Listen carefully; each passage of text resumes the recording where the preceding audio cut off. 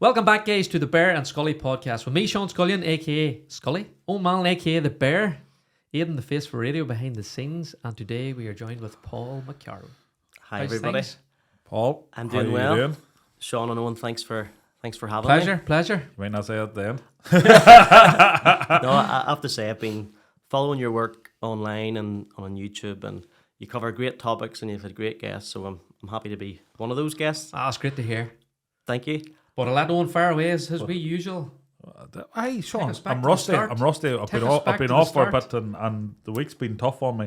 But Paul, we will before we get going, and we are going to talk about obsessive compulsive disorder and people struggling with mental health, Yes. and all the implications. It's a much more complex than just that diagnosis. But before we get into that, and before we go any further, and some of you may be in that distress and maybe in a situation, we're going to include some help links and places to outreach and services that Paul's going to send to us, and we're going to have them in the description. So if at any point you're triggered through this, or you relate, or something just strikes a nerve and say, I do that, jump on it and reach out and grab some help. But Paul, before we asked you probably all the stupid questions, and I say the stupid questions, but they don't seem stupid to me because I don't know them.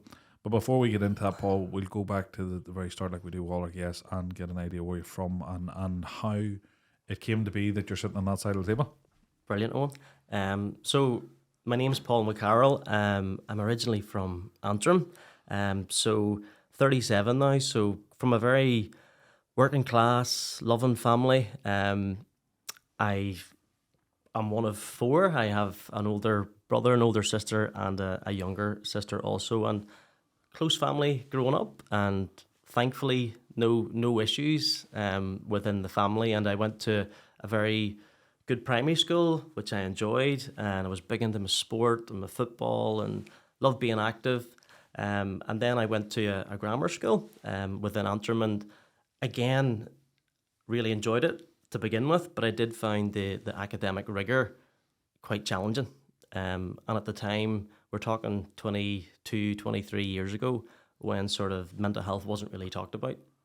And especially being a guy, you didn't really know how to talk about how you were feeling. So personally, I was struggling, but didn't really know how to communicate how I was feeling. And eventually had to take some time out of school. And it's only in hindsight, looking back, it was probably the beginning of some sort of mental health issue for me. So yeah, my journey up until about 15 or 16 was a very normal one. As I say, from a very loving family, lots of interests. But as I say, things got difficult when sort of academic rigor got too intense for me personally. A lot of people cope fine. And I think that's, as we'll maybe get into, what may affect one person may not affect somebody else. But for me, some challenges began when I just found the academic stuff too hard, too stressful. And part of that was probably because deep down, and still have it today, there's part of me which is always strives for better, always strives for more. And I think maybe young people today can probably resonate with that, because I know that having family, nieces, nephews, young ones who are in that academic system, and they really try hard and they really want to do well, but sometimes you can nearly push yourself too hard. So it's about recognizing when we get to that point, and hopefully, is there skills we can put place over time that your mental health doesn't deteriorate. So when you were saying, Paul, you had challenges, what were you aware of them, or was it just all you weren't aware at the time? What sort of challenges did you start facing when you were in fourth and fifth year then? I think when I remember, actually, I was actually in second year at the time, and I was getting on well and a lot of friends and enjoying the school that I was in. And then I was sort of done well academically and was placed in a higher year, the sort of A stream. And to be honest, I really struggled because the friends who I was close to, I was no longer in their class. The things that we would have done, the sort of things that we would have, the sort of the groups that I was in, the social aspect, that sort of deteriorated. It was the time before mobile phones, so you weren't connecting to the same degree. And then personally, I just really struggled with the sort of almost level of academia you felt you had to strive towards. And part of that was me. Part of that was probably me pushing myself too hard. But then what began to happen is, started to withdraw, started to not talk about how I was feeling, felt very alone and felt very down. And then you sort of then realise, again in hindsight, I was starting to begin probably the beginnings of sort of mental health issues, sort of developing a bit of that OCD, anxiety. So probably brought on by just putting too much pressure on myself, feeling very stressed. But eventually I got the help that I needed. But that was a process, I had to actually almost get the very dark place before beginning to see the light again. So then, did it intensify through school or after school? So I then came out of school in fourth form and actually got a bit of home tuition for a while. Really struggled with that. I just found at this minute in time the mental health really was deteriorating. And to my family's credit, they were seeing that, and they did everything in their power to prevent that from deteriorating. But over time, over the period of a year, I suppose actually even probably 2 years, things deteriorated to the degree, because even back 20 years ago, there was a waiting list in terms of actually getting to see a mental health professional. And as I said, I was trying to do the right and sensible things. My family were supporting me, and I've always had a strong faith, and that was helping me to a degree, but mental health wasn't improving. So it led to then eventually a hospitalisation, which, looking back at it now, 22 years ago, I was at an incredibly low point. I was an incredibly unwell man, but thankfully that admission over time helped me to get to a better place.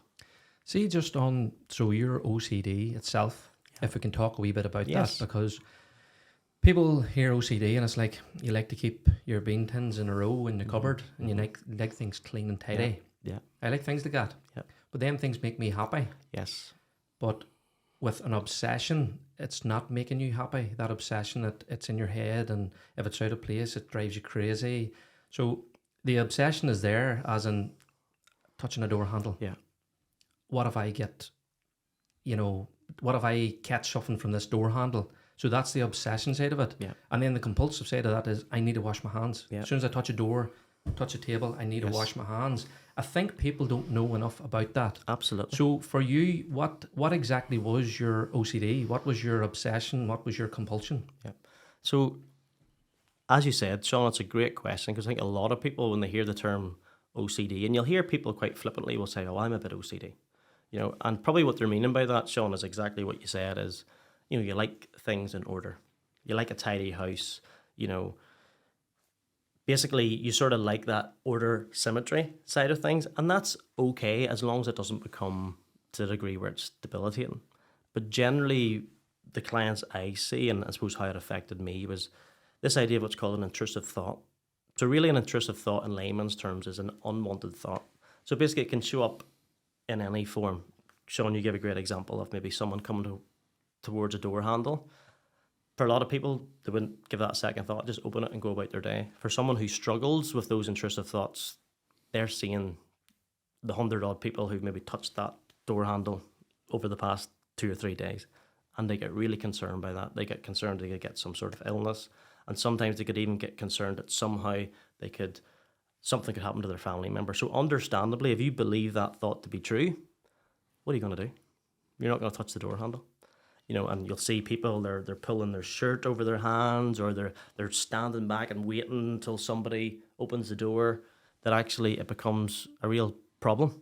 So it starts off with a thought, it then affects your behaviour, it then affects your quality of life. So for me, it was sort of centred around sort of numbers. There's a big part of OCD around counting and numbers. So I developed this issue with numbers 3, 6, and 9, and then the association was that something bad could potentially happen to a family member. So I mean, I could be driving before driving. So this sort of would have even showed up maybe in the house, and maybe something that sounds really simple, but it was really problematic. Something could be on the television, and maybe the volume was on 33, and out of nowhere I'd have a thought, that has to be on 34, something bad's going to happen to a family member. Now, Looking at that now, and even sitting here, you can see how unrealistic that is. And that's one thing within people who struggle with OCD. They know their thoughts aren't rational, but they still feel compelled to do something about it. So that would have meant then, right, get the remote, put it to 34. You know, that could then, when I'm washing my hands, it's like actually odd numbers, you have to wash them twice, then still don't feel right, and have to wash them more times. So it eventually grew and grew and grew to the point that my life just became about doing these rituals to prevent bad things happening to family members. While nobody around me really knowing what was going on, because at the time mental health wasn't talked about, I just thought, to be honest, jeepers, this is the first step towards going crazy here, you know? And it's looking back at it now, and I think one of the messages which I will be sharing is the importance of talking about what's going on. Because it's cliche, but a problem shared really is a problem halved. And, you know, at the time, I didn't feel comfortable sharing what was going on for me because of thinking of what way I was going to be evaluated. My family wouldn't have said anything. My family would have been loving and caring towards me. In my head, I was like, I can't share this. What if people know what I'm thinking? When really, working in this field, what I'm thinking is completely normal with the clients I work with. I work with people who struggle with all types of thoughts. But the important thing is to remember they're unwanted. You know, they're not basically a resemblance of who they actually are as a person. And see, even just on that intrusive thoughts, it's so, like, I was doing a bit of digging into OCD because same OCD, keeping everything nice and tidy. That's OCD. But as I was going through it all, OCD, you're saying about numbers. Yeah. Some people touching the door handle. Yeah. There was actually one that come across. It was like just sexual thoughts. Yeah. So that was their obsession, was about the sexual thoughts, and the compulsion was going and praying to help them not have these thoughts. Absolutely, sure. So it's, to me, I was like, how is this so broad? Yeah. You know, so many different aspects to it. You know, is the clients that you deal with, is that sort of the same? Do you have loads of different people in different situations? Yeah, I mean, I can, there's clients I work with who will struggle. There will be some who will struggle with the typical sort of contamination type issues, and that is part of OCD. You know, they will come in and they can see that their hands are clean, but they still have the thought that they're not. And if they believe that thought to be true, what are you going to do? You're going to wash your hands more. But then that can come into a cycle where people's hands become red raw. They're stuck at a sink for hours on end. Their life becomes just about OCD. So to answer your question, an example of a client I work with who was probably the most loving parent you will ever see, but when was preparing the evening meal, cutting up vegetables, would have a thought, what if I actually harm my child? Now, this person in a million years would never do that and was absolutely chronically distressed by it to the degree of only would have basically blunt knives in the house, or else would basically say to this person's partner, you know, will you do it? Will you make the tea tonight? So what happens is when people believe these thoughts to be biblical truth, their life becomes smaller. They do less of what they want to do. But the problem is at the time, they don't see these thoughts as just thoughts. They don't see these thoughts as inaccurate. They see them as life or death. They see them as, I have to do this to prevent this bad thing from happening. You know, and that bad thing can vary from, as I said, for me, maybe something bad happening to a family member. For someone else, they may have the thought that, you know, they could do something like maybe they're driving their car and have the thought, I could just go into that car in front. And the thing about it is, these clients never do any of these thoughts that they have, but they just get so scared by them. And there's a lot of research around OCD and especially around intrusive thoughts that the thoughts are incongruent of who they actually are as a person. There must be a massive anxiety around all that. Like, anxiety must be one of the highest things that, you know, feeling anxious about, you know, touching the door handle and about that, the thoughts that you're having about, you know, something bad's going to happen to your parents and so on. So is that how that led to you having to go into hospital?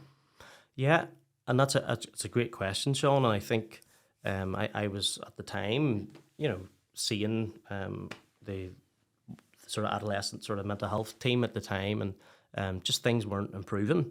So it basically led to, I mean, I was very unwell, and sort of depression got involved too. So it wasn't just the OCD. Understandably, sometimes they do go hand in hand because when you're not seeing your friends, when maybe you're not studying at the time, when you're not living your life, understandably that affects your mood and how you feel. So I was at a point I just wasn't functioning and wasn't eating and losing weight, and just something had to be done. And thankfully for me, when I got into the hospital, it was eventually putting on a medication that worked. And I speak to people even within mental health who are very anti-medication, and I'll speak to some people who are very pro-medication. The way I've heard medication described, which has always stuck with me, it's a bit like if you're a kid learning to swim. Taking medication is a bit like wearing them armbands. It'll keep you afloat while you learn those sort of skills of swimming. So medication for me almost got me at least back to that place where I don't feel as bad. I sort of feel a wee bit more like myself. And when that sort of fog lifted and I started to begin even to get a sense of myself again, that gave me the most tremendous sense of hope. You see, when you're in that cycle and your mindset is, I have to do this, and that's the haunting thought that's propelling you to do that. Are you aware at that point it's irrational? Or because a lot of people we spoke to, sometimes it feels normal. Yeah. So they're not fully aware. But you were saying there that you started saying, geez, am I starting to lose? It was almost like you had a perspective that this wasn't right. Yeah. But this was overwhelming and continuing on. That to me nearly sounds like torture in itself. It's often that there, is it worse to know your insanity, or is it, not to know? Is the ignorance bliss? But was that a haunting thought when you were in that mix? And Sean, that's a great observation and a great question as well. It's one thing which is very unique about OCD, which I mentioned earlier. That these thoughts are irrational. When you're at that sink and you've washed your times 15 times, why am I doing this? But you're still getting this urge that my hands aren't clean. You're still getting this urge that I need to continue with this. So yeah, it can be haunting knowing I am doing this even though I don't want to. It's like fear. It's fear driven. Fear is irrational. Yeah. Like claustrophobia, the walls won't close in. You know that. But your mind doesn't allow you to completely absorb the reality of the dark. People fear the dark, or they have a fear of a dog or something. It's almost like a fear. Yeah. And I think generally what happens is that most of the time, all of us are going about on automatic pilot mode. So if a thought comes into your head, I'm hungry, I fancy a coffee, you just go get it, And but what's happening within OCD, that these intrusive, unwanted thoughts are showing up as regular for the clients I work with as, the thoughts, the everyday sort of thoughts that you have. So they find it then, and it's ironic that all of the clients that I see, they're the most loving, caring, compassionate sort of people. And sometimes you think if they didn't care so much about their thoughts, they wouldn't get so debilitated. But the problem is, because the thoughts are the complete opposite of who they are, they feel distressed by them. For example, that loving parent who's having that thought, and they would never in a million years do anything to hurt a child, but yet they're having a thought like that, and they're like, they feel distressed, And for people who have those sort of intrusive thoughts, as you can imagine, it's very difficult to speak to anybody, because you're thinking, jeepers, they're just going to judge me. They're going to think I'm not safe to be around kids, or even those people who, as you mentioned, have issues around sort of quite harmful or intrusive sort of sexual thoughts. It's like, I can't talk to anybody about that. But when clients come to me, they get a sense of relief when I'm sort of saying to them, look, these thoughts are the opposite of who you are. They're incongruent with your actual value system. And if you look at your history, you've never acted, you've never wanted to act on them. In fact, you feel so distressed, because the silver bullet for me, or the one thing which I always know that, okay, the big differentiation between, is this OCD or is this someone has a problem that needs to go and speak to somebody else, is that they never want to act on the stuff. In fact, they're completely distressed by it. It's almost like it plays to their fear, their number one fear. Exactly. If you're the most loving parent, then it's going to attack that bond. Yeah. If you're a clean person, then it's going to attack your hygiene, and it's almost like it which makes it more of like a living hell. For the simple fact is, it's not what you want. It's not. It's going against your person, who you are. And it's nearly like, sometimes you ever see like in like you see people with body dysmorphia, and you're like, I'd love you to see through the eyes of one other person for 2 seconds, and it will cure. Because no matter how many times you reaffirm or say to them you're a loving person or this won't happen, it's the fear, the rationality of the fear of what will happen. But did it become more aggressive? Did it start off with, oh Jesus, something maybe bad happen, or did you start like, would your mind start trying to link bad things back to that? Would is that the way it would work, or did it start off smaller and get more and more aggressive in the fear? Oh yeah, I mean, I think even with, I mean, there's clients I work with, who will get to the point where they no longer work. They are completely, basically there's a sort of analogy I sort of use is that, the more you listen to OCD, those intrusive thoughts, you'll get short-term relief, but in the long term, you're compounding the problem, and that's the big trick within OCD, is that you will do the compulsion, you'll avoid the door handle, you'll let the wife make the dinner. I'm not going to make it tonight because I don't want to be around knives. But the problem is you're making that problem bigger, and then people's lives become smaller, So I would talk about starving the monster, It's like, but how you do that over time is you begin to see that this is, I don't know if you remember the old, it's the Wizard of Oz movie, and at the end, towards the end, you sort of find out that this big sort of Wizard of Oz, which is basically, telling everybody that it's basically running the show. When you look behind the curtain, you see that the wizard is just this little scared little old man, and part of OCD thrives on fear. And it's when you can begin to see that these thoughts aren't accurate. They're not a resemblance of who I actually am. You can then begin to do things differently. But as you said, Owen, generally this gets very big for people.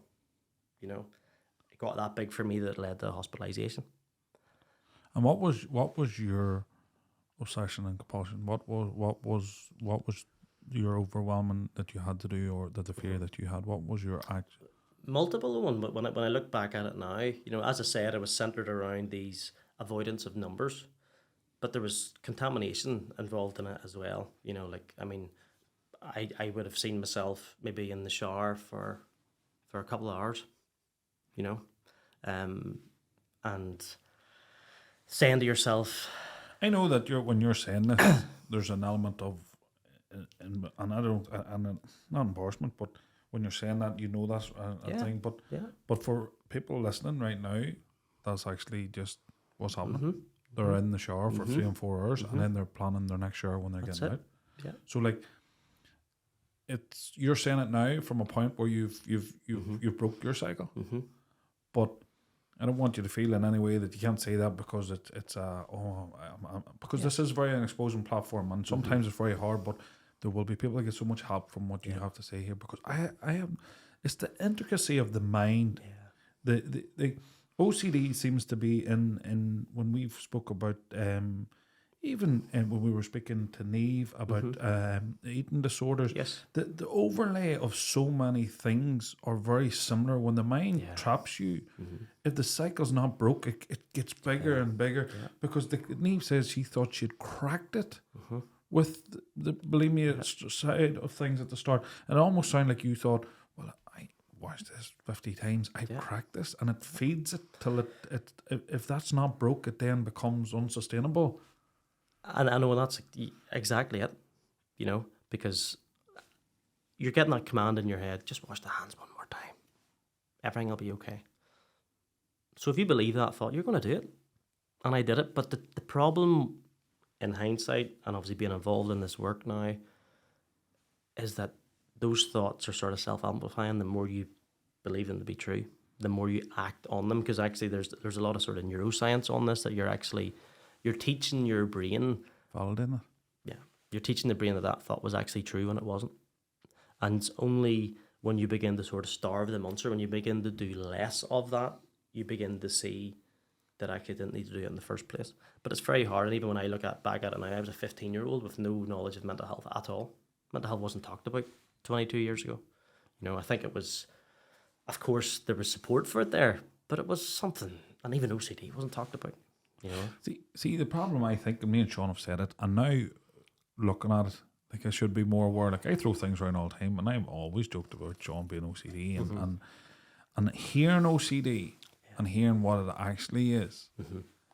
And a lot of people do it, and we all do it, and even to turn around and say I have OCD things, yes, because you've done one very minute thing that's similar to the trait of the absolute depth that this goes to. It sort of almost underlines people that have had OCD. It's sort of it's nearly like a slap in the face. You'd love to turn around and go, you don't actually know what OCD is. True. You want to live the hell. And then you could maybe say that there, having a clean car or a clean house or making sure something's in order is one thing. And it might be, if you're watching somebody, it might be the initial steps, but it's the aggression of what sounds like. And it's the one thing I always find about mental health, and I always say to people, it's the trap in your own mind, the prison that you've created. Like all them people were creating their worst prison imaginable. They were attacking their core beliefs on their worst thing. But if somebody's starting to feel these and they're listening now and go, shit, this is ticking a lot of boxes for me, and hopefully we're catching them on that side of the hill or before the bottom, where would we be saying to them now? Because it's all right us saying don't act on that. That's probably the hardest thing they're ever going to do, is not act on what we're saying now. You're going to, when you feed into it. But what would you say to somebody that's starting to identify, you know what, I've been keeping this a secret? And I suppose there's a lot of lies with this. And like any other illness and mental illness, you want to fool yourself first, but you're fooling, it would get tiresome, wouldn't it? It's tiring wearing the mask. You know, it's tiring going around, and you know, and even back then, you know, like I just couldn't bring myself to tell. And your family know. Like, I mean, my parents would have knew, what's he doing? 2 hours in the shower, you know, or what's he doing? And it would have even affected ways of like only wearing certain clothes because whatever. Basically, what happens is as well, and that was when I'm looking back at it, that the more time you have to yourself, the more time your brain will then ruminate and sometimes go to dark places. I wrote a poem, actually it was on a silent retreat, just actually before COVID. Not something I do all the time, but I've always had an interest in mindfulness and meditation, and I found it very useful in my own life, and the clients found it very useful. But out of nowhere, there was a pen and paper, and it just sort of, I saw it, and I was like, I just felt compelled to write something. And as I got writing, I ended up writing a poem. Probably there for the guts of an hour, and the poem then didn't have a name for it, but it became, your mind is not your friend, but it's not your enemy either. So what I mean by that is that, and it's a big part of the work that I do, there would be no such thing as the Bear and Scully podcast. There'd be no such thing as the Eiffel Tower. There'd be no such thing as your favourite movie or book if we didn't have this amazing creative brain. Okay? But sometimes that same amazing creative brain can say things like, don't touch that door handle. You're not good enough. Life's not going to improve. That same brain can say things which aren't very helpful. So we can't delete that part of our brain, but we can almost learn to let it play like a radio in the background. You know, you can be out for a meal with your friends or family member, and we've all had that experience of, you know, there's a band playing in the corner, there's music through the stereo, but you're so engaged in what you're doing, you're not noticing that. When it's your favourite song comes on, yeah, you'll notice it, but then you'll come back and you'll have the conversation with your friends. And believe it or not, over time, you can learn to do that with your own mind. If a thought's helpful, like, you know, maybe, I don't know, if you've an exam coming up and thought saying, you know what, you've done no revision, maybe get the books out, that's helpful. But if you're sitting at home and the thought that's showing up for you is, you're a worthless piece of crap, you know, or this is never going to improve, we don't have to pay attention to that one. We can't just delete it. It seems within the human brain there's no delete button. Sometimes the stuff comes up, but it's, are we going to let that navigate our lives? Are we going to let that dictate what we do? And I think when clients hopefully finished working with me. It's not a one and done. It's not that everything's gone away, but at least I've learned that skill that I can have that thought about that door handle. I can have that thought that I could crash into that car, but I'm still going to drive because drive's important to me. Or I've got that appointment to go to, so I'm going to use that door handle and I'm going to go through. So they learn over time to see the mind as not their enemy, as not this thing which is all bad. Because there's a lot of good that comes out of the mind too. So is that the main part of the biggest part of it? So obviously you were in hospital at the time, Yeah. and you then got your medication, Yeah. and you felt like the armbands was on, you're fit to float again. Yeah. So what type of, you would have maybe seen a psychologist and probably CBT, Yeah. cognitive behavior Yeah. therapy. So is that how that went? And is that generally how that goes till try help the mind Yeah. understand why you're having these thoughts Yes. and how to look, they're only the thought? And that's a great question, Sean. I think a huge part of it is education. So I often say to people, when I came out of hospital, I was just shy of 18. I didn't have a qualification to my name. When looking back at it now and the journey I've took, I'm proud of how far I've come, because no GCSEs, no A levels. There was a void there. But I remember actually seeing a psychologist who was, for the first time was helping me to see that, look, Paul, what you're struggling with is this OCD. And it was the first time I'd ever heard the terminology. And she gave me some stuff to read, saw her regularly. And part of what she did was what's called exposure and response prevention, ERP. And really, in a nutshell, what that is you learn over time to very gradually expose yourself to those things you're afraid of and not do the compulsion. And you over time begin to see that the bad thing doesn't happen. So for example, if in my head I'm saying, I need to wash my hands 10 times or else the thing's going to happen. Over time, we'll wash them 9. You'll feel anxiety when you leave the sink. You'll feel anxiety when you go about the rest of your day. But you begin to see then the anxiety tapers off. The bad thing didn't happen. So let's try it 8 times next time. And then you come into sort of a bit of normality. Exposure and response prevention is really helpful as well for those thoughts that show up. You begin to sort of realize, okay, that thought can show up for me, but I don't have to give it the full attention. And then people over time begin to sort of get their life back. So yeah, it was the seeing the psychologist, learning about sort of cognitive behavioral therapy.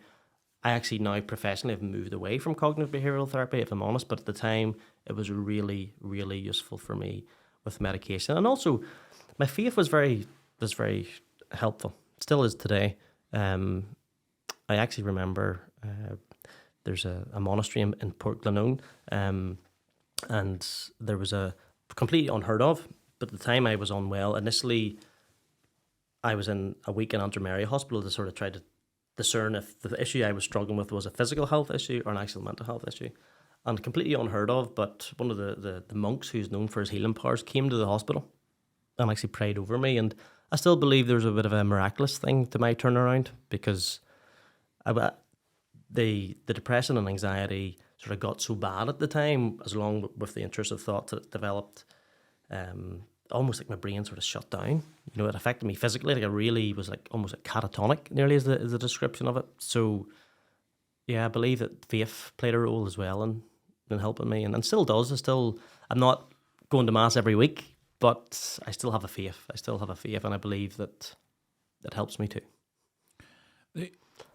What age were you when you were in hospital? So 17.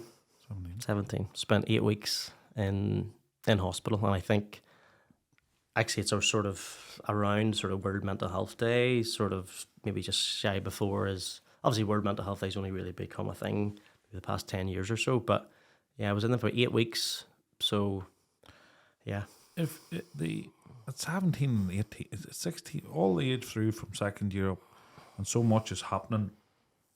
At the start, were people just putting it down to, he's going through puberty and there's changes and things, and this isn't school, and then it obviously became so physical that obviously you knew, but for your family looking in at that, it must have been awful, being so helpless, and as you say, you have a close family there. It's hard. it's nearly easy to hide from a family that's not close, Yeah. but it's impossible to hide from a close family, and they're aware that's going on. And for people now, you obviously you obviously deal with a lot of people with OCD, and you helping them, but you also will be seeing their family. Yeah. And that helplessness, like that inability to do, like, is there things you would say to people, just keep talking to them, or just keep, is there advice you would be giving to families now that they may listen to this and will be like, is there something I can do? Yeah. Is there something I can help with, or is there something I should be doing? And I'm glad you asked that question, Owen, because so many parents contact me and they're worried about their young ones and they're struggling. And I suppose I will generally say to these people, they're coming from very loving, caring places. They're trying to do the right things. They're trying to help their child out. But first of all, it's the education around the problem, is that their loved ones, they're not doing this intentionally, The thoughts build up over time where it nearly becomes their identity. And ironically, saying to someone, just stop doing that, or it'll be all right.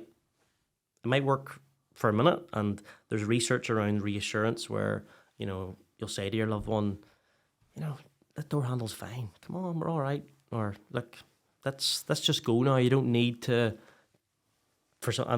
and we haven't really talked about that, but that is still an issue for people. Like, people might need to check the stove so many times, I know that's maybe part of the practical side of OCD, but it's still there for people. And loved ones will say, look, we've checked it, let's go.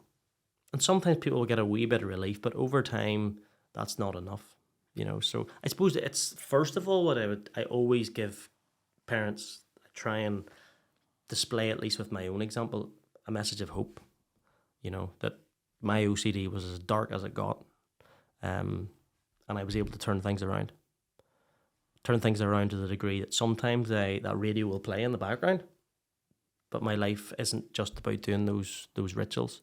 And that there is the help out there, and I appreciate. I mean, a lot of people will contact me and say that there's big waiting lists, and it's hard for their child to be seen. But there's a lot of good, at least, education out there, And I've heard other people on your show say this before, but I mean, it's honestly that my inbox is open to anybody, and I will get back to anybody, And I can't help everybody, and I'm always will say that if there's something that I feel I can't support someone with, I will refer them on to somebody else. But there's supports out there, and the big thing is trying to just help people feel that they're not alone, because that, I can nearly guarantee you, that young person, or even it could be an adult, it could be. I mean, I've had a grandparent contact me about their young person, and actually they weren't young; they were in their late 30s. But it's about trying to show that wee bit of compassion towards them, that they're doing the best they can. They're not perfect. They just need a little bit of help, We're coming into the Christmas time of year, and it seems to be that Christmas amplifies. People love Christmas, and I don't want to knock it. I always say to people, it is a beautiful time. That it's sad that people need to be reminded to get their family, but sometimes it amplifies things for people. It's the worst time because it's harder to hide. There's more emotion. We all know that the darkness, the hours of light play an effect on our mental health. There's less sunlight, less out. But for people there that are struggling now, and it's coming up to Christmas and it's seeming dark, and what would be the self-help tips, the self-care tips that you would say, like, because it's not this, it doesn't apply the same, to say to somebody that's having rational thoughts, how to look after yourself. It's, as you said, it's nearly condescending to say the door handle's fine. You're dismissing them straight away, and what would you say to somebody that you're there and you're in this, and Christmas is going to amplify it, but just to talk to somebody, or to reach out, or what would your advice be to somebody at this time of the year when it's not all glistening for people? And I think similarly, Owen, I'm someone who's always enjoyed Christmas, and it's a special time, but it's also a difficult time. It's a difficult time financially for people. People feel pressured, to sort of keep up with the Joneses. And maybe if you're someone within all that who, there's the social aspect of it too, that maybe some people with this condition, they struggle being around people and they struggle being in social aspects, so they avoid. First of all, something which I suppose I've got into a lot, don't always get it right, is this whole idea of sort of self-care. Self-care is something which is talked about an awful lot, but for me, I used to think, jeepers, that's not for me. You know, that's something, wee spa day, you know. That can be that for some people, but what I really mean by self-care is what are those essential things you can do every day to keep yourself well? You know, and for someone who's struggling with intrusive thoughts, and not even take OCD off the table for a second, just struggling with their mental health, generally what people do is they isolate and hibernate. They don't connect. They don't see people. The phone rings. They don't answer it. You know? So connection is a huge thing. And sometimes it's recognized you don't feel like doing it. You know, at the time, I don't feel like answering that phone. I don't feel like connecting with that friend. But the question then I ask is, how will you feel after? How will you feel after? Maybe not feeling like it, but connecting with that person, telling them how you feel. I can guarantee you'll feel a bit better. You know, connection is a huge thing. Self-care, looking after yourself, and also not putting too much pressure on yourself, you know, because Christmas is a special time, of course, and for a lot of people, Christmas, they don't have family, they don't have a lot of support, but it's recognizing that you can be loving towards yourself, you can look after yourself. And I mean, I just had when you were talking about that, I had a thought about the Christmas market and all the music and all the lights, and you know, I shared that example about the radio in the background, that you can't pay attention to all things. And maybe can we just for a period of a day, or for, you know, part of your time when you're out trying to socialize, we're not going to pay attention to these intrusive thoughts. We're just going to let them play and just see what happens. And you're going to try that, and maybe you might get a wee bit of wiggle room, you might get a wee bit of sort of relief for a while, and that hopefully should at least give you encouragement. Hey, this could maybe recede, you know. But it's a challenging time. Christmas is a great time, but it can be challenging for people too.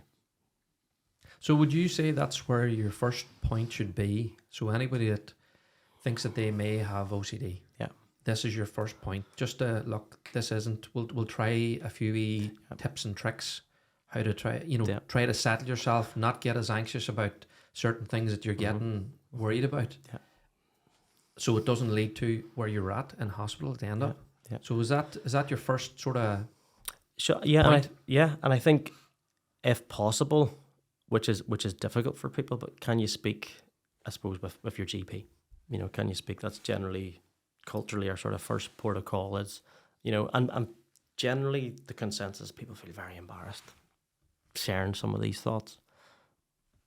But most GPs now, they're in the loop. They're maybe not specialising in that particular area, but they know the score. So hopefully people will at least begin to feel a bit, jeepers, I'm not going crazy here. I'm not a basket case. I actually am a good person, but I just struggle with some of these thoughts.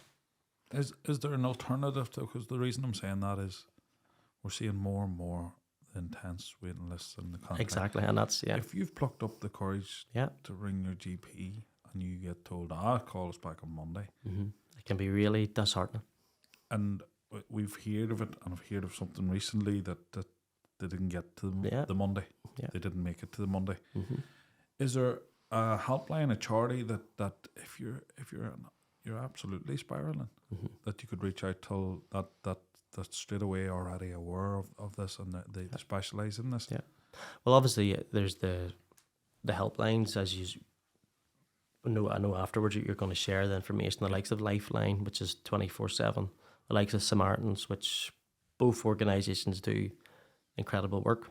That when you're in that place of distress, you know, make that call. And that's easier said than done, of course.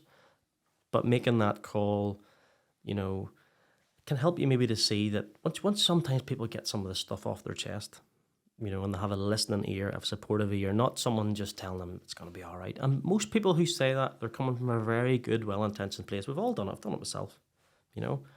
But sometimes when people can just get something off their chest and if somebody empathetically listen to them, that's a first start, you know. A first start to saying, right, these thoughts aren't just all that they seem. you know. And then, if possible, can you then educate yourself about the problem? There's so much great research out there now. There's so much great information, self-help stuff about OCD, about anxiety. You're really not alone anymore. You know, there's so many, I mean, great even people online nowadays who, I mean, it's something which the whole Be Free from OCD work that I do, the page that I have on Instagram, the primary reason behind all that was how can I maybe support people? And I always remember when I sort of first started it, I was like, who wants to listen to me? You know, who really wants to tune into what Paul McCarroll has to say? But then I was like, I'm doing myself a bit of a discredit here. Not very often you hear someone who, you know, was once in hospital and turned their life around and, you know, now does this work. And again, not in a conceited way, but to show people that there is a path. There's a way out of this, you know? I think it's great. I think for first and foremost, a lot of times when people are struggling with such an aggressive, they think that nobody has them thoughts. They think if I voiced the actual truth, and I think if you were being honest, and a lot of people at OCD, you never actually voiced the full truth to the extent of what happened, because even though these people were thinking, you're like, shit, I can't absolutely give them the full glimpse of what I view. I think it's great for people to listen, because they're going to turn around and say, if I'm mad, he's mad, and we're mad together, and that's half the battle. But what I mean is, and I know I'm saying that very flippantly, but people think that they're the only person that shares that thought. They're the only person that has that train of thought. And that's the more terrifying, singling thing there, that if you think that you're the only person with this, then you think, I ain't going to be curable. I ain't going to be fixed. There's no day I'm going to sit and not have to open and close the door 25 times exactly, or there is a day, there is a path, there's another way to go till we've said it. You don't cure it, but it's learning to make sure that the radio gets quieter and quieter and quieter as you go. Exactly. And that, you know, you can return to some.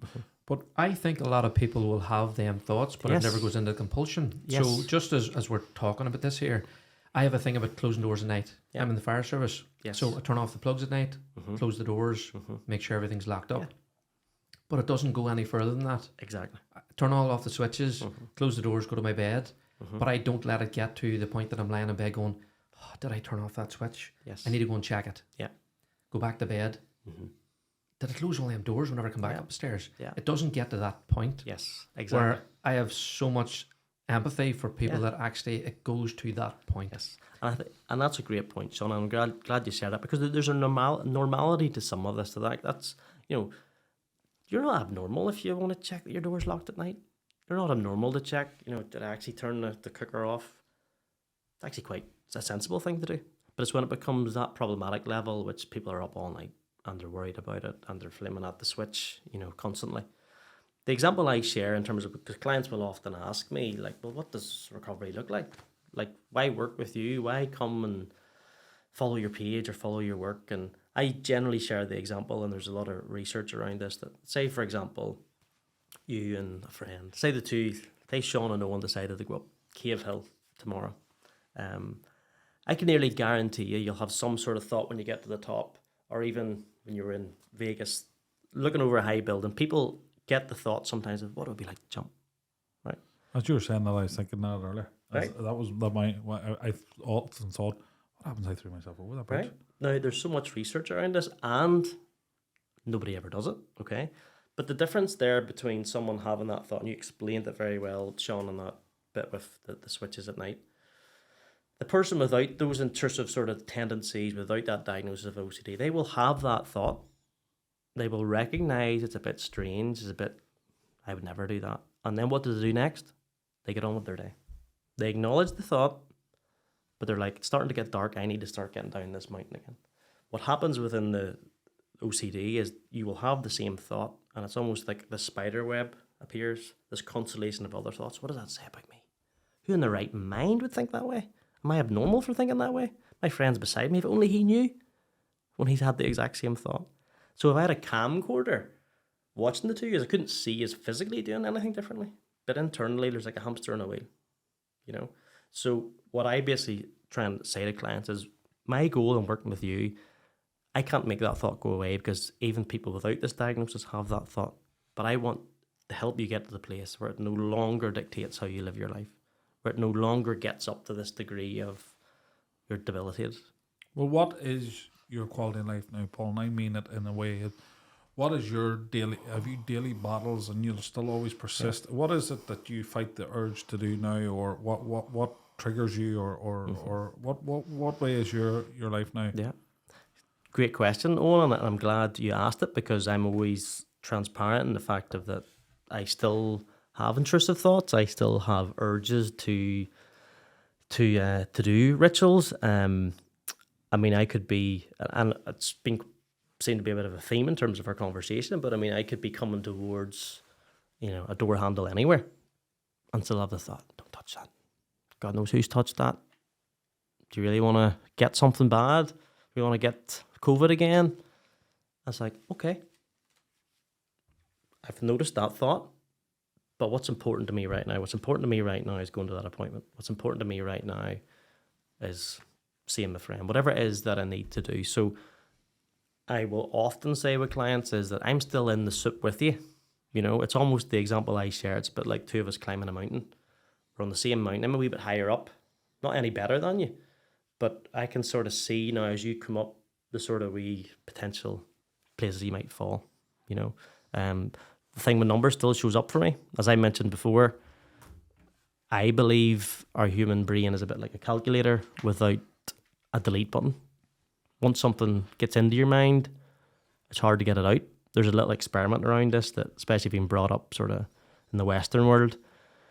If I was to say to you now, if you think of the nursery rhymes, Mary had a little pig. Sean, you're playing. Aye. And you're made around balls of that section. You're messing up my example. But we all knew where our mind went. Yeah. Lamb, that was it. When you have hickory dickory. Yeah. So, but then what happens is people over life, what do we do then when these thoughts show up which aren't so innocent as hickory dickory dock, as maybe like, I'm not good enough, or this OCD is never going to go away. Like, that's a little more difficult to deal with. So what people generally do is they get into a fight with these thoughts. A bit like going to the beach. You put that beach ball underwater. As soon as you let go, it hits you in the face. I think so many of us, and a huge part of my journey, was trying to get rid of this stuff, trying to push it away, and it just became more dominant. And I think a lot of people I see, they've spent money, they've spent time, they've become almost, invested in self-help to the degree they do nothing else in life in the effort to get rid of it. So it's more the angle I come from is I do struggle with this stuff still, but the sort of tagline I use is stop struggling, start living, is that it can be there, but it's not running the show. So I like that because it's quite a liberating message, is that I'm not saying this has to go away, but what I am saying is it's not running the show anymore. It's not in the driver's seat. I can have a wee seat in the passenger seat or sit in the back. You can come with me, but we're going where we want to go. It's like that. You ever see that analogy where they're saying, how do you run away from a monster in the dark? You're going to have to turn around and face it because you can't see what you're fighting. Exactly. But embracing what these thoughts are, the first step of embracing this and coming to terms with, and a lot of people don't like diagnosis or things, but just embracing the this is my thought pattern. As Sean said, some of the more cognitive style of things, when you turn around and say, this is why I'm thinking this way, like you're saying things there that don't seem that unreasonable. I have the volume always in even. Yes. I just always have it in even. Yeah. I don't know why that is, but that's just the way I have it. Yeah. It doesn't. This is the line probably that Sean was talking about, where it goes from in the compulsion. It doesn't ruin my day, and it wouldn't make me anxious. It might be the slightest level of I wish they'd turn out. Yes. But it wouldn't. But that is where we now drift between. You don't have OCD because you're not allowing that to control your and where it becomes something for somebody. But you had said it there, and I just wanted to ask you the practicalities of this, just to boil it down. It also plays into like a financial aspect for some people. Absolutely. Because they can't function, they can't go to work, they become reclusive, they a lot of your clients, you must see that they have more than one pressure. Not only just the OCD, they've now lost their job, or they're pushed a partner away because they can't tell them, and they're becoming, there must be so many, and I would say it's much like Owen Collins said in the gambling. You won't see a gambler who's not depressed. I don't think you'll see anybody with the level of complexity. I would say if somebody has OCD, there's depression that's hand in hand, and they're vulnerable, and like they become that way. But the practical sides of things, the practical help, where does that come into play? Because like it's one thing it's trying to say to somebody, okay, that's not your thoughts, but the situation you're now in, because you can't work or you can't, and you can't come in and say to someone, I'm going to click my fingers, you're going to go back to work, and this is a process that somebody's involved in, and hope that is the end goal. Yeah, and the end goal is that somebody can function normally and live with it, because am I right in saying that there's not a cure? It's a living process, but the practicalities that go with it, like, is there help out there for that? Is there people they can reach out to, or what would you say? I suppose that would be a lot of what you're helping when people when they're in hospital. Yeah, and I mean, obviously, I have the work I do, the sort of private counselling is separate, I suppose, from the actual training work that I would do in the hospital. But when people come to me, I suppose, in the private counselling, they have many areas of their life which just aren't working, and understandably so. I mean, as you say, they can have a partner who doesn't understand what they're doing, doesn't understand, even with the best intentioned like advice in the world of saying don't do that, or you don't have to do that, and they're still doing it. They can cause conflict. There's people who have come to me who aren't in work. And I try and support people in that way in terms of what I do, obviously, with the Be from OCD work, and even being on platforms like this, that people that just can't pay for counselling or pay for private therapy, that even if they can get some wee snippets from this, wee things that at least can take the pressure off, at least lessen the intensity. But I think I'm glad you said that it's a process, but I like to work with clients. When I begin with someone, it's not saying, look, you're going to be here for 2 years with me. It's saying, let's see what happens in 6 sessions. And again, not to big up me or my work, but to help people see it's a wee bit like a domino effect, is that when you begin to see that this is a bit like, it's almost OCD's likened to like a dictator within. You can imagine someone dictating you all the time, do this, do that, do this, do that. And because it's intimidating, you listen to it. But when we begin to see that it isn't just a dictator, it lessens its intensity, and we begin to then get our lives back. But it starts small. I'm a great believer in start where you are. If where you are is you're spending 2 hours in the shower, and you're not seeing your kids, and you're not working, and your life's not good, what can we do to even get to the place of, actually, I'm going to be in here for an hour and a half today? Wish I was in here for a normal 10, 15 minutes, but actually we're going to get down to that. And it's about teaching clients is, within OCD, there's a wee bit of, you're going to feel uncomfortable. Because a huge part of OCD is people don't like feeling uncomfortable. They want to be certain. Even when we bring it back to the door handle, the cooker, they want to be certain that it's off. But within OCD, they talk about sometimes it's like that part of your brain isn't working as well.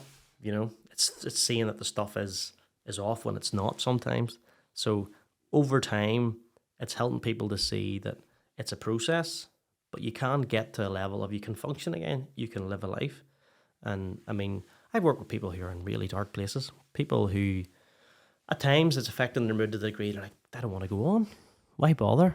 They really want to live with this. But when they can hopefully see that there is a way to live a life, and not, I will always say to people, because you raised a very good point about like recovery and cure, what's the difference? I see sort of recovery from this as the ability to almost have a thought, to have the urge, but you don't have to act on it. I never said don't have a thought again, don't have an urge again, but you can have it and it doesn't dictate how you live your life. And that is hugely liberating. But some people, when they come to see me, they see that message as, are you just saying I just have to live with this? Are you just saying I just have to grit my teeth and just go on? And I say, look, I know it may sound like that, but I'm offering you a liberating alternative where this can be there, but you can have your life too. You know, because people generally, when they come to see me, they don't have their life, and the thoughts and urges are just too much. Well, I just want to make this point. I think it's absolutely amazing that the same hospital that you were admitted into, Yeah. you're now working there, Yeah. helping people. Like, that's bound to be some turn for you, you know. And I'm glad you mentioned that, Sean, because it has been. I work within a particular team within that hospital who were dedicated to delivering educational courses to the general public who are struggling with their mental health and who want to actually learn. So basically, if there is waiting lists or they can't see a private therapist, that they can still attend a course and learn some information about their condition. And I have to say, there's times I get goosebumps when I'm walking around the hospital, and not every day, of course, I'm not going to lie, but there's some days it'll just hit me, like, jeepers, Paul, you've done well here, son. But you know? and rightfully so, the mark of achievement. But also, what I think it does do, it gives that level of credibility. We're all humans and we have empathy, and a lot of people will turn around and say, I know what that's like. No, you don't know what it's like. Yeah. You know, and when people are in that midst, the one thing that I would say for me that I think will be very important that comes across here is for anybody that has, and they're not actually, I won't say OCD, because they haven't been diagnosed, they're not aware, but for anybody that turn around and go, holy shit, I've been thinking like that. Mm-hmm. That, just sharing that you're not the only person that's been thinking like that, and you're not the only person. There is going to be other people, and there are going to be people here, and hopefully sometimes diagnoses are very, the problem with mental health, the complexity that is there, so we might be like, well, I don't have have to do this, but that's the intricacy that's there. Your mind's such a weird and wonderful, as you said sometimes, but such it builds this weird prison for you. Yeah. But I think for anybody that's there to just hear that somebody else has that, and the thing for me is, I know for a fact that not. I hope in touch wood I never, and I always try and work with my mental health and say that I wouldn't be there. But one thing that I know for me, I'm a practical thinker, that if somebody's had something that I've had, I would be more inclined to listen. Yeah. Now, there's professionals in every field, Absolutely, that actually maybe because they didn't, they're better. But I just think in the terms of understanding, because I even know for you, the vulnerability of fully explaining the place you went to is hard. You've done it with a smile, because it's people do things when they're nervous or when they're feeling vulnerable. It's like a nervous smile, and when you were talking about being there and that length of time there, that's a self-protecting thing. Yes. That's because you're like, I was there, I don't want to expose to you how dark the dark was. But for people that are now in a dark place, that to them is resonating, because you're like, I know you're there. I ain't gonna say to you that this is here, because the funny thing is, right? And we're talking about cure. A lot of things you said, I have like slight things. So like a cure's not taking that, because I've often thought, you know, and I would never have voiced that, because I was like, is this mad? I remember one time looking over the bridge, and I was like, I actually think I was standing up, and I was like, what happens? I jumped over there, and I was like, you're mad, but there's something wrong with you. And having the volume, I never really said that to anyone, but it's not a thing. I'm not even trying to actually go in that. But that thought's there. So to say to somebody, oh, I'm going to cure you, you don't take that, because a normal person, you know, and obviously when your brain works like that, there's sometimes things are going to fire that's not what, and your rationale kicks to that. And just on that, Sean, I think but most people who, whether they contact me in social media or contact me sort of looking private work, they're coming from that mentality, which is very understandable, and probably where I was at a point. They want rid of this. They want this done. You know, so it makes sense. If your car breaks down, your hope is that it get fixed and actually works at least as well as what it did before, you know, or if not better. So people, when they struggle with their mental health, first of all, they are thinking of almost that, even that mentality of, if you, I don't know, break your leg, hopefully it'll get back to it's working perfectly again. They're coming because they want rid of this stuff. and completely understandable. And I was there too. And most people who struggle with their mental health, they don't want to live another minute with it. And it's not a process. And I mean, I would be out of work very quickly if I just said, like, you just have to live with it. You know, it's more a process of helping people to see that over the years, you've tried so many different things. Some have been helpful, some not so helpful. But sometimes, even against your best wishes, this stuff still shows up. Can I ask a question on this? Of course. I've been thinking about it. I've been sitting here thinking about Yes. it for this past 5 minutes. But is OCD linked round to trauma? And the only reason I'm asking that is because back whenever my son was born, on the same day my son was born, my mother-in-law passed away, and she died in the same hospital. Sorry to hear that. And my wife, she was there obviously, and it happened that day, and I went back down the following day till left my wife and my newborn cub, and as we went down, my wee girl, so we knew there was chicken box in the creche, so as we went down, we were playing with my wee girl, and we saw a wee spot, so we had thought, is this chicken pox or not? There's a wee small spot in her stomach. Didn't think much more of it, but as my wife was getting released from the hospital, a couple more wee spots came. So we arrived home, and as we arrived home, we were checking my child. She had fell asleep, and these kept on coming out. So we were freaking out. Childless chicken pox. How does this affect a newborn child? Phoned the doctors. The doctor says, look, you need to keep each other apart. You need to be sterilised and stuff. Make sure there's no touching or whatever else. And the only reason I'm saying this story is because at that time, I was up to high-do. The same way as you're saying about touching handles and stuff. Yeah. So we had got spray for spraying around, disinfecting. While I was with my wee girl and she had chicken pox, I was with my wee girl and my wife was with my newborn. Yeah. And in my head, I was watching everything that I touched, everything that she touched, so that whenever we changed over, I would remove my top.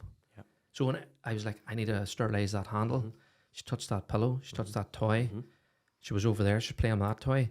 And I was trying to keep a record of everything that she touched in my head, but it consumed me. It consumed me so much, on to the point that I was, as soon as I sat her down, I was cleaning. I was removing my t-shirt because I was having to lift my wee boy to give my wife a break. And I can see how it would get to. And if I hadn't have reined that back in and went, right, everything is okay. Chicken pox are fine. It's not going to affect my son. Everything is okay. I could have let them thoughts continue till being the OCD. And that's why I'm saying, does that happen around a trauma? Because that was a massive traumatic time for us. And thank you for sharing that, Sean. And I'm sorry about that experience and how traumatic it was. But I think what I'm really going to hone in on here is you first of all shared the trauma. You secondly shared of very, I suppose, within those traumatic things, the things we do to sort of try and protect ourselves and protect our loved ones. And you then recognised it was getting a wee bit out of hand, and you then tried to do something about it. So I suppose, first of all, just want to recognise that was, in my opinion, you dealt with that incredibly well. But to answer your question around trauma, yes, there's huge research around that traumatic incidents can bring this on. It can affect your... Basically, there's research as well around genetics. Sometimes it can be, which is completely no fault of your own, but just what way you've been brought into this world, your particular gene, you can be affected.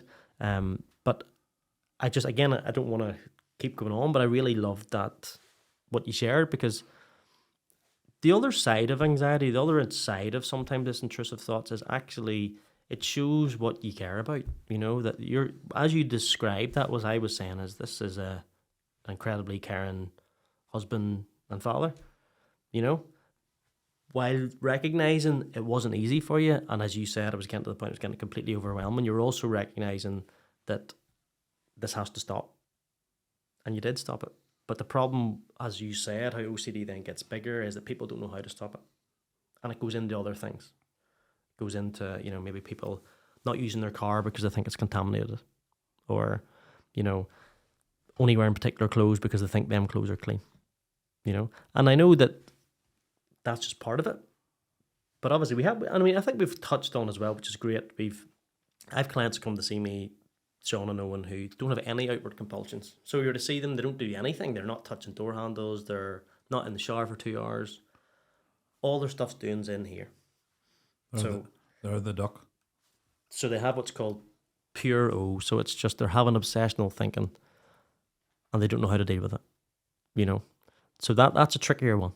That's a trickier one initially because people, they know they're struggling but they don't know how to tell you because they're not really doing anything outwardly with their behaviour. But then when we look into they are doing things, they're like maybe, you know, trying to change their thoughts into a more positive one, or they're trying to suppress whatever thought they're thinking.